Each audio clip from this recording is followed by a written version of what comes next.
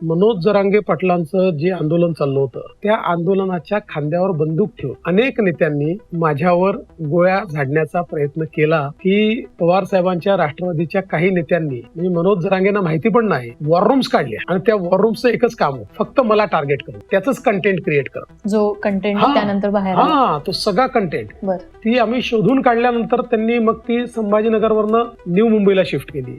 आम्ही न्यू मुंबईला ती शोधून काढली. म्हणून तुम्ही बघा सडनली कंटेंट कमी झाला. इतका कंटेंट यायचा कारण हे काही आंदोलनाशी संबंधित लोक नव्हते, हे प्रोफेशनली अपॉइंटेड टू डिमॉलिश मी असे लोक होते आणि म्हणून ते ऑर्गॅनिक नसल्यामुळे टिकू नाही शकत. त्यामुळे मी तुम्हाला एक सांगतो की अल्टिमेटली मला कितीही टार्गेट केलं तरी जो शिकला सवरलेला मराठा समाजातला तरुण आहे त्यांनी बघितलंय की मी काय केलंय, त्याच्यामुळे त्याचा फार काही परिणाम होईल असं मला वाटत नाही. आणि दुसरं मी असं म्हणतो की जेव्हा तुम्ही एखाद्याला टार्गेट करता त्यावेळी त्याला एक नॅचरल सहानुभूती मिळते.